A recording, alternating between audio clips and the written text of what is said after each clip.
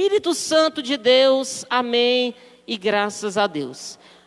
Livro de Lucas, capítulo 15, nós aprenderemos diante desse contexto que Jesus, ele estava ali recebendo algumas pessoas, alguns grupos de pessoas. Jesus, ele estava ali recebendo alguns homens chamados publicanos e também outros que eram intitulados como pecadores. Então, esse grupo de pessoas, muitas pessoas se aproximaram de Jesus para o ouvir.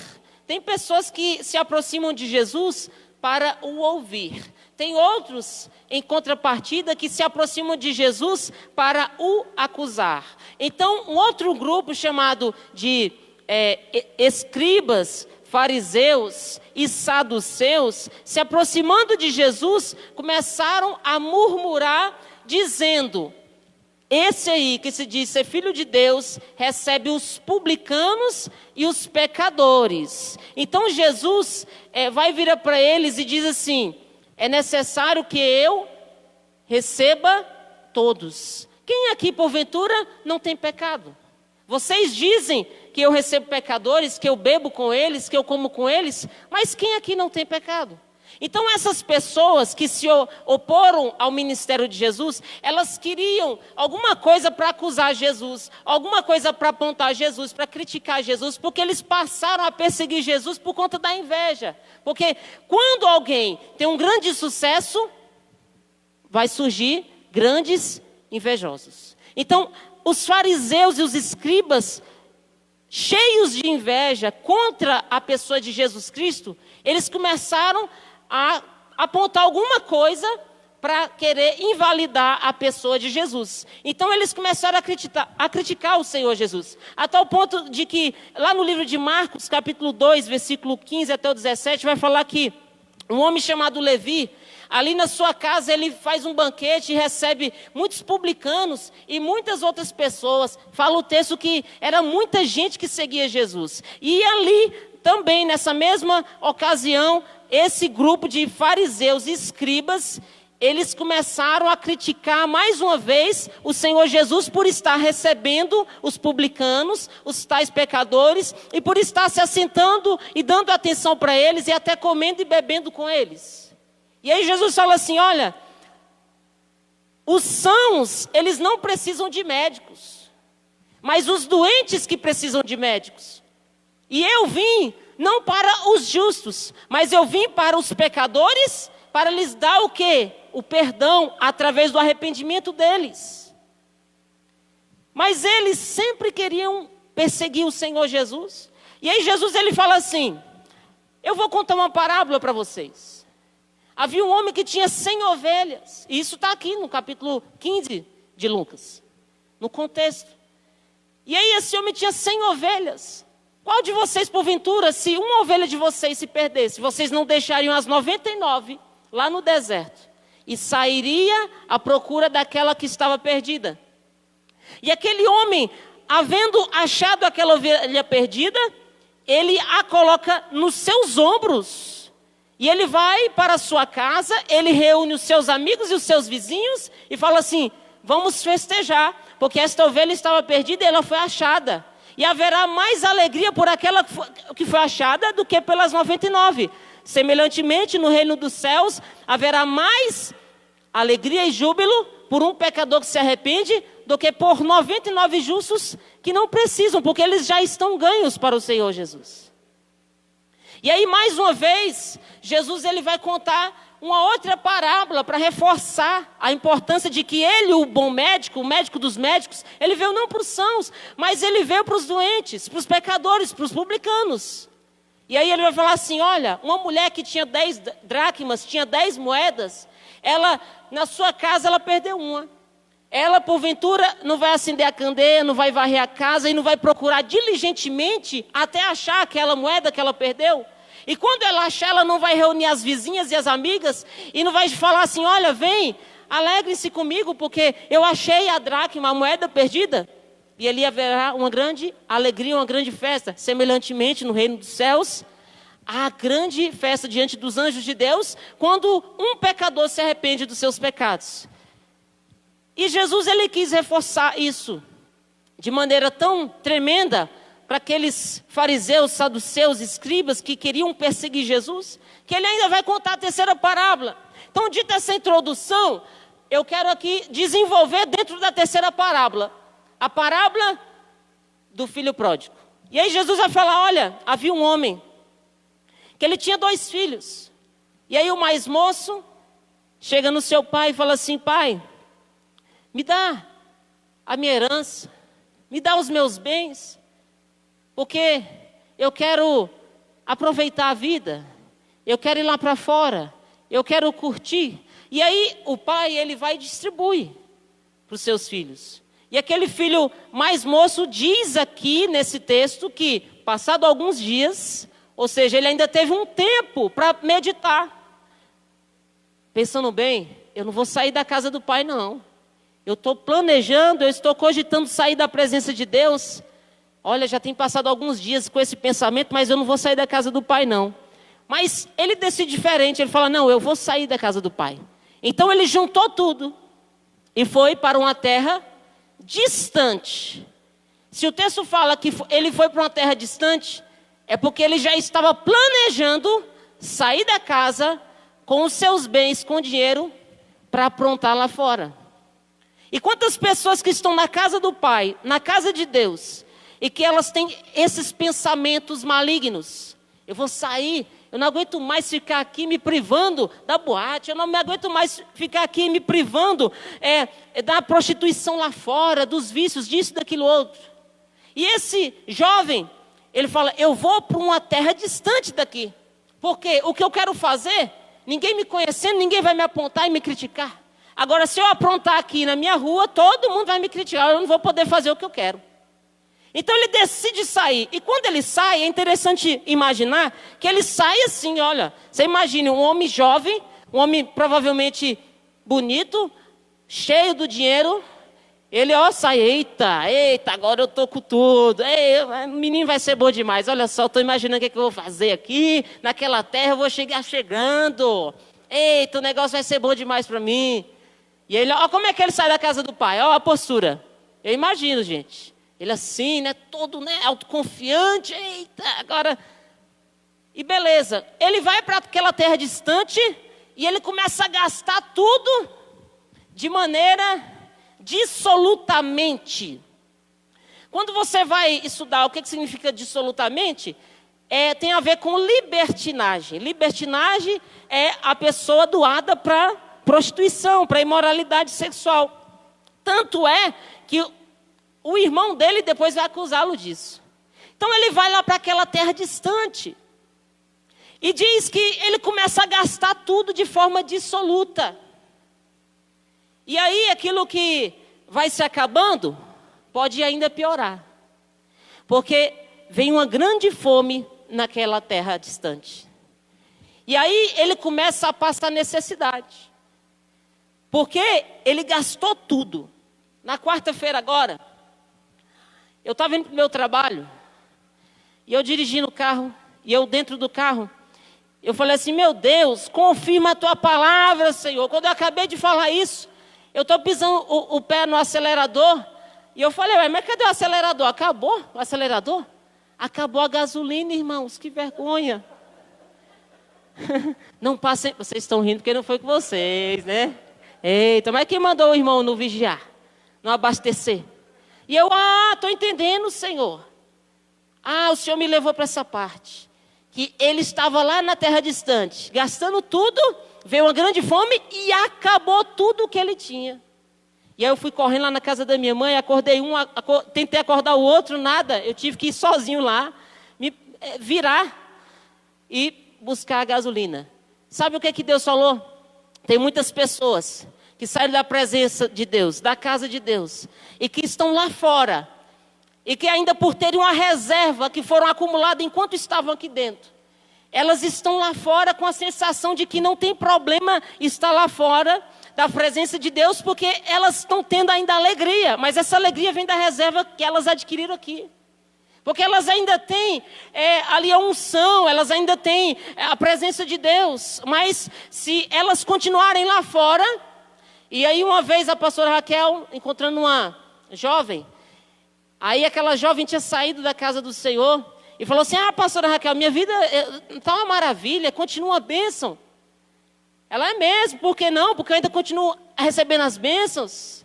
Aí a pastora Raquel disse que, falou assim: meu Deus, o que eu vou falar para essa mulher agora para convencer ela? O Espírito Santo dá a revelação.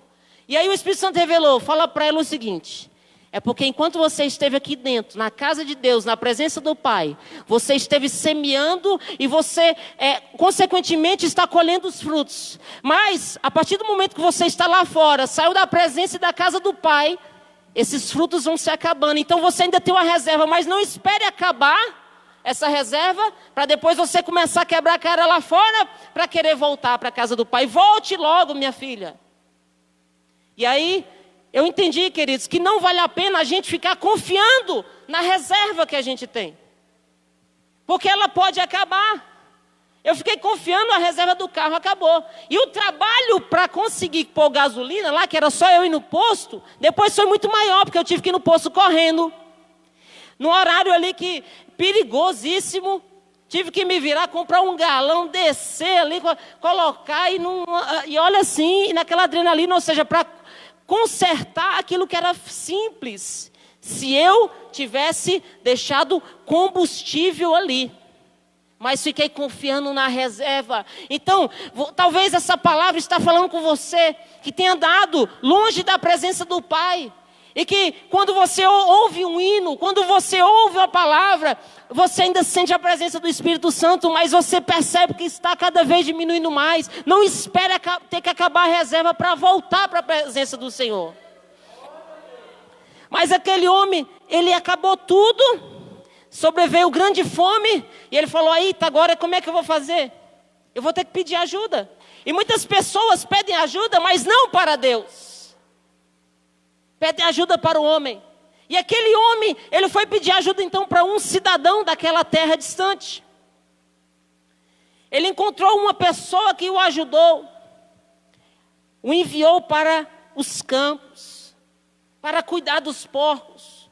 E ali, ele cuidando dos porcos, ele desejava comer as bolotas que os porcos comiam. E diz que nem isso as pessoas davam para ele. Você sabe o que quer dizer? Que lá fora as pessoas te valorizam, o mundo quer te valorizar não pelo que você é, mas pelo que você tem. Enquanto aquele homem chegou lá arrasando com dinheiro, o mundo valorizava ele. Quando ele acabou o seu dinheiro, nem a comida que os porcos comiam, eles lhe deram. Sabe o que quer dizer, em outras palavras? Que aqueles porcos, eles estavam tendo mais valor para o mundo do que aquele jovem. E ele se via lá, naquela situação de tremenda humilhação. Mas ele tomou uma atitude, que é a atitude que nós devemos tomar.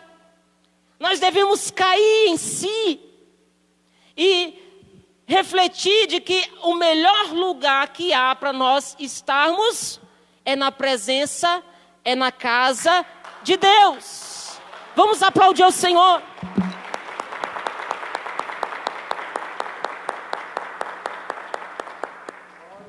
Louvado e bendito seja o nome do Senhor. Então, talvez você saiu da presença do Pai e esteja enfrentando uma grande crise. Talvez essa crise ela está te atingindo. E talvez você está ainda ali confiando em um, em outro. Mas é momento de você cair em si. De você começar a profetizar sobre si mesmo. O versículo que nós lemos foi assim, ó. Então, caindo em si, disse.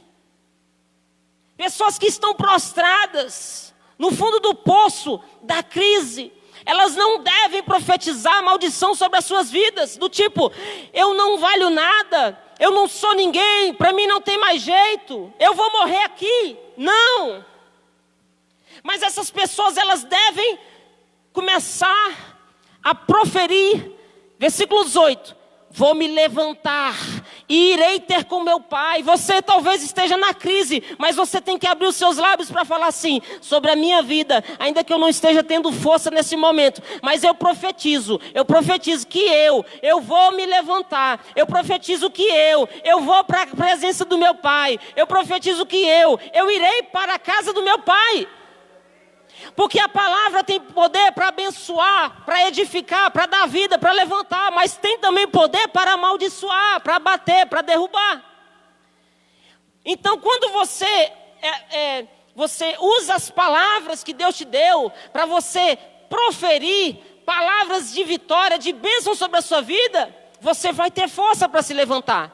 Ele disse, olha só, levantar-me-ei e irei ter com meu pai. Aí o versículo 20 ele fala, e levantando-se. Aqui há um grande ensinamento.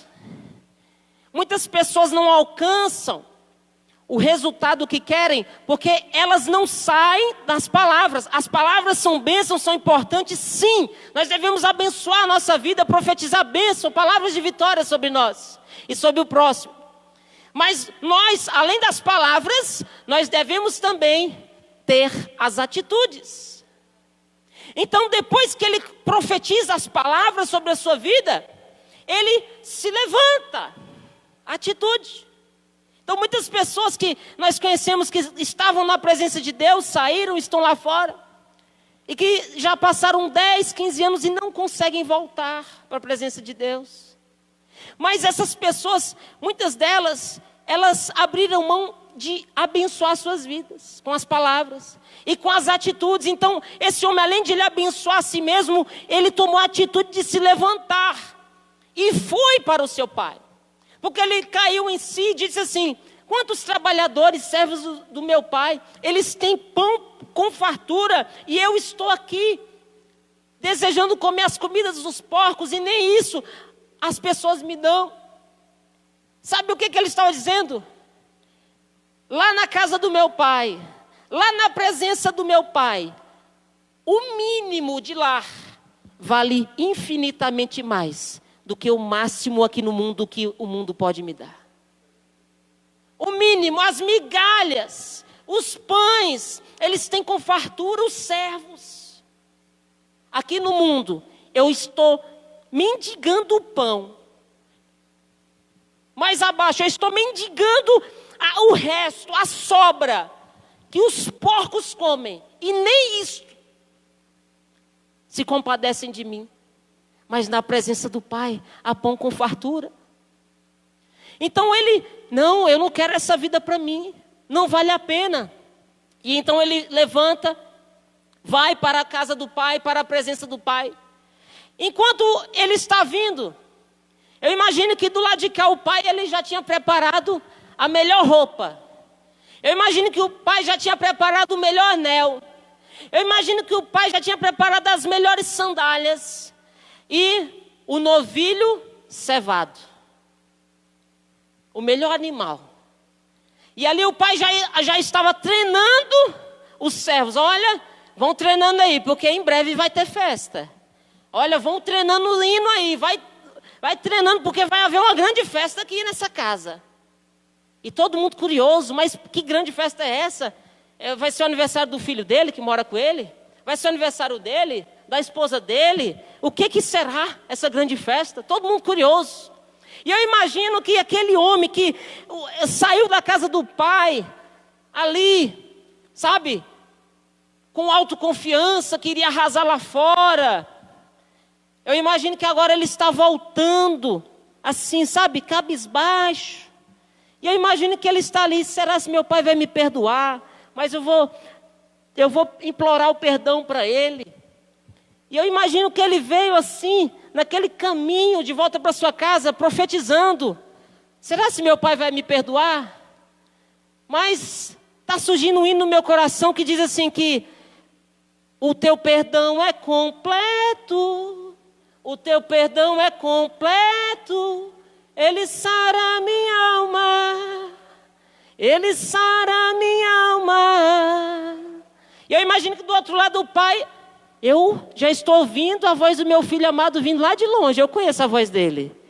E aí eu imagino que o pai lá do outro lado estava assim, cantando um hino. É tempo de voltar, de se arrepender. É tempo de reatar a nossa amizade. É tempo de voltar e de se converter. Eu ainda sou seu amigo de verdade. O meu perdão é completo. O meu perdão é completo. Ele cura a minha alma. E o pai ali de longe, diz o texto, que o pai que viu o filho se compadeceu dele, foi correndo e o abraçou e o beijou. E a sua salva de palmas pode glorificar o nome do Senhor. Glória a Deus.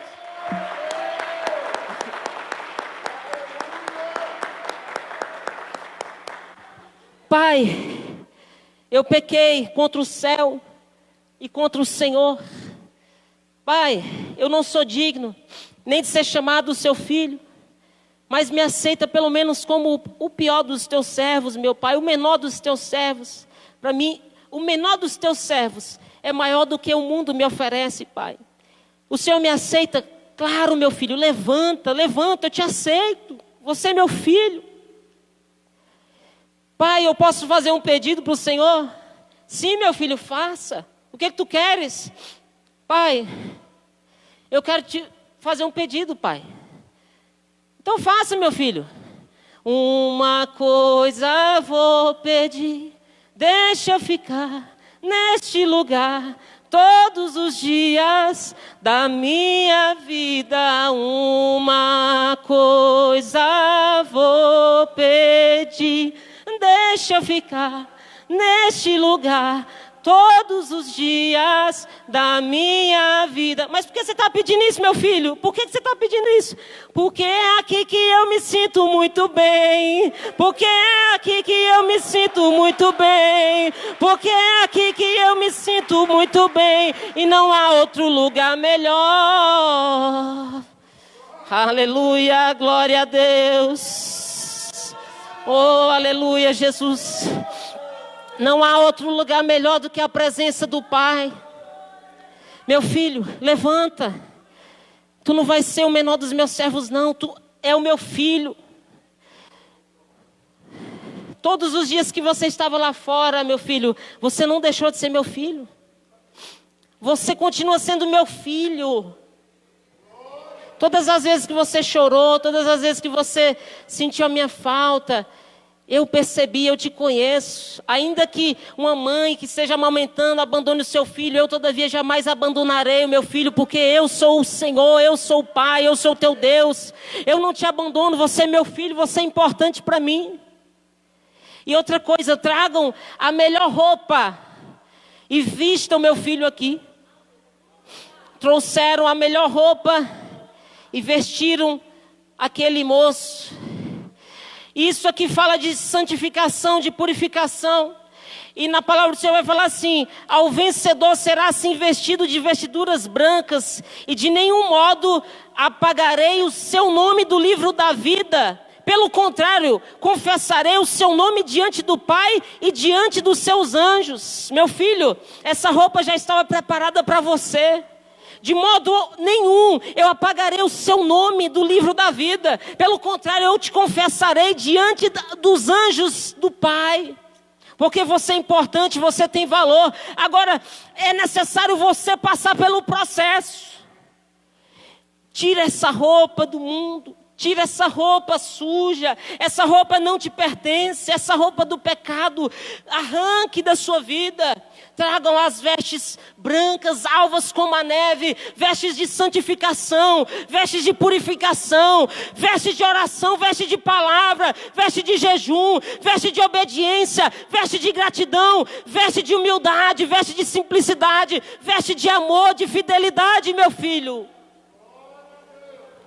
Sim, Pai, eu recebo as vestes. Que vestes lindas. Mas o Senhor não vai me rejeitar, o Senhor não vai, porque eu nem tomei banho. Não, que isso? Essas vestes estão te purificando, meu filho. Porque essa roupa não te pertence mais, essa roupa do mundo, suja, imunda do pecado, não, da maldade, da podridão. arranco da sua vida. Essas vestes da santidade estão reservadas para você, da purificação, porque com ela você vai se apresentar diante de Deus, com essas vestes brancas, limpas, alvas como a neve, e o Senhor vai te confessar diante dos anjos. Oh Pai, só o Senhor mesmo para cuidar de mim, Pai, só o Senhor mesmo para me aceitar, meu Deus, porque lá fora as pessoas não quiseram me dar nem da comida dos porcos, Pai. Eu quase não consegui chegar aqui, eu estou morrendo de fome.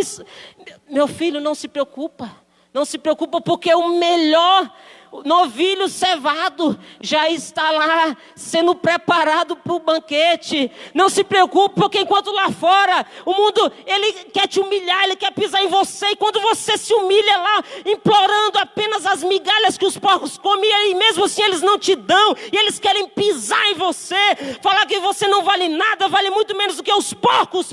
Aqui na casa do Pai, você é o motivo da festa, você é o motivo do louvor, você é o motivo da alegria, você é o motivo. E ele fica assim: meu Deus, esse meu pai é doido. Rapaz, será que isso tudo é verdade mesmo? E aquele jovem, ele fica assim: mas meu filho, além disso, traga um anel para ele. E aí traz aquele anel, o melhor anel, o anel mais caro, o anel mais valioso. E aí ele fala assim: estenda sua mão, eu vou colocar esse anel aqui no seu dedo. Esse anel reservado para você, até a medida o Pai conhece, porque até o fio dos cabelos, eu conheço, meu filho. Quantos fios de cabelo você tem? Olha, pegue esse anel. Mas Pai, o que significa esse anel, meu Deus, meu Pai?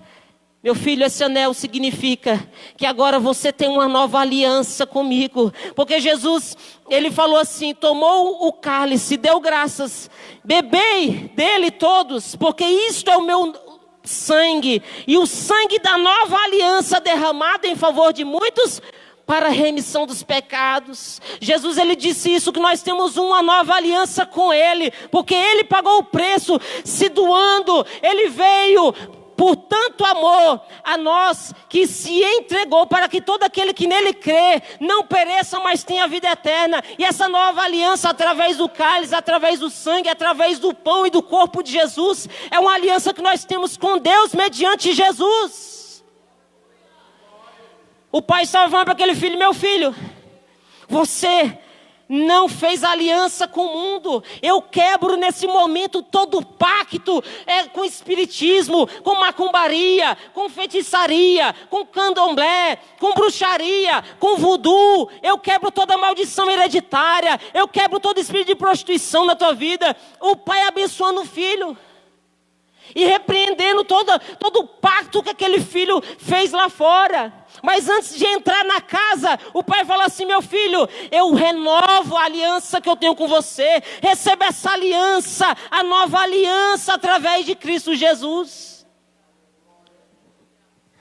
Meu pai, nossa, eu achava que eu ia ser apenas um servo, o menor dos servos do Senhor, porque até ele tem o melhor, só por estar na casa do Senhor. E aí Jesus, ele falando assim que João Batista era o maior de todos os profetas, mas ele diz assim: na casa do meu pai, o menor é maior do que todos os profetas. Porque na casa do pai, até aquele que é menor, ele tem muito mais do que quem está fora da casa do pai. E aí, tragam também uma sandália para ele. Meu pai, olha só essa sandália aqui, eu já remendei várias vezes, porque...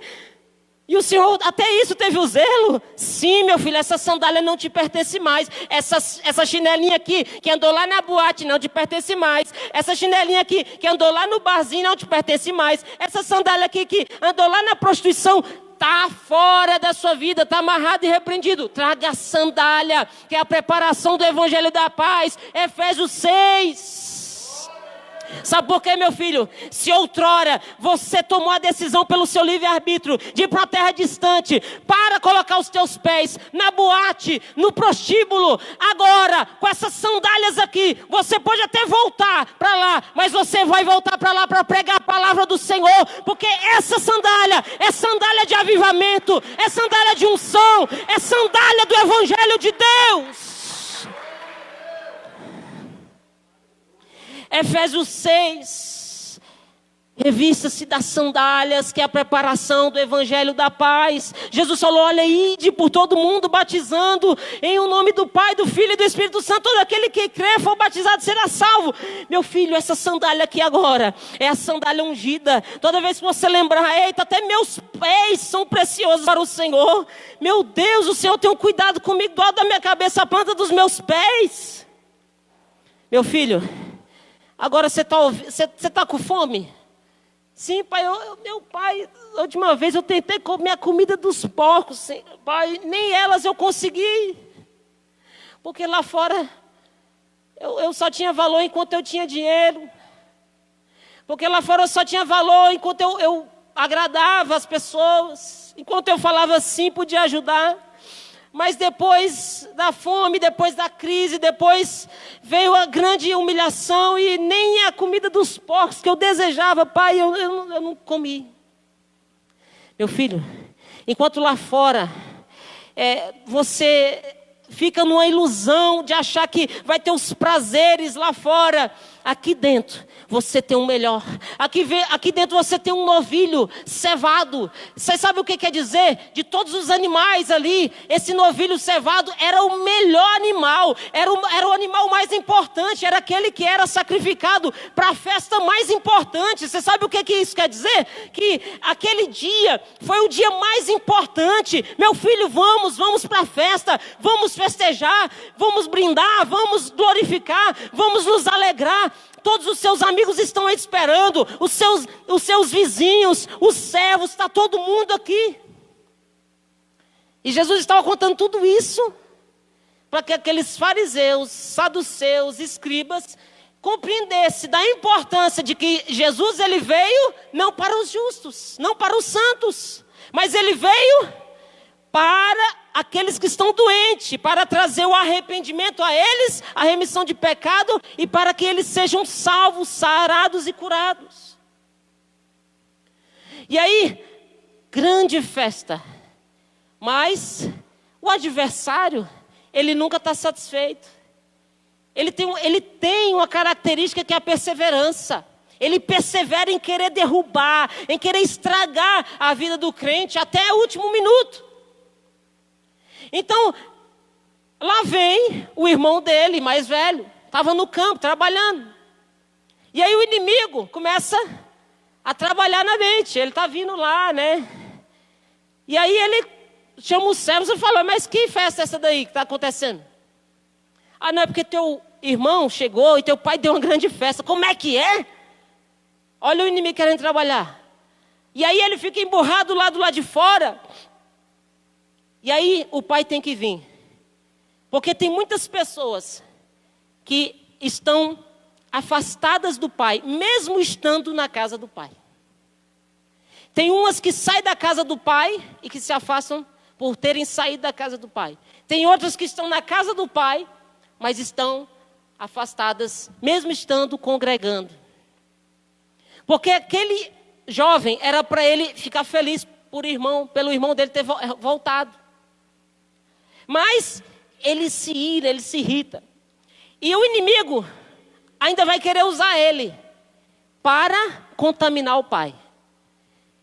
Pai, esse teu filho, olha só como é que ele fala.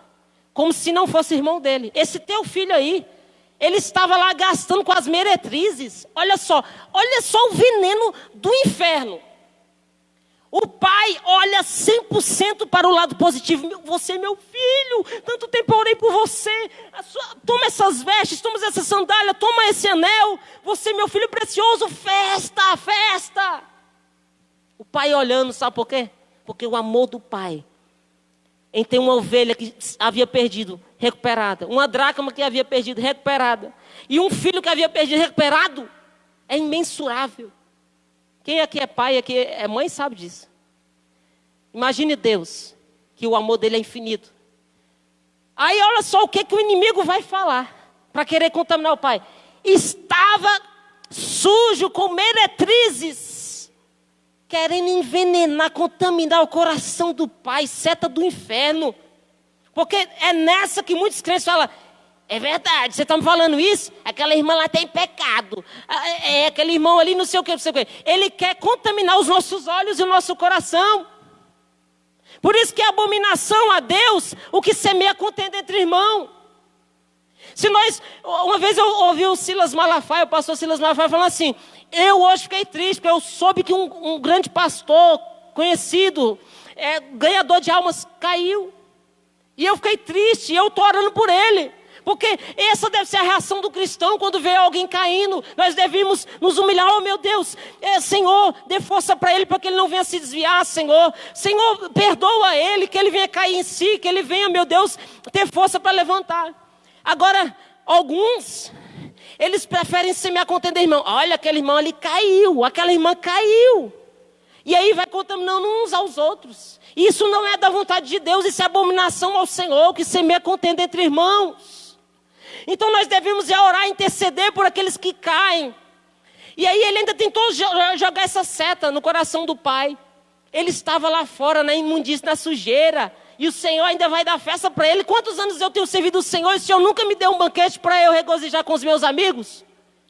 E ele fala assim, meu filho, é necessário que nós nos alegremos, porque esse que é teu irmão, ele estava morto e agora foi achado, ele estava perdido, ele ressuscitou, ele vive. E nós devemos regozijar, nós devemos nos alegrar, nós devemos festejar.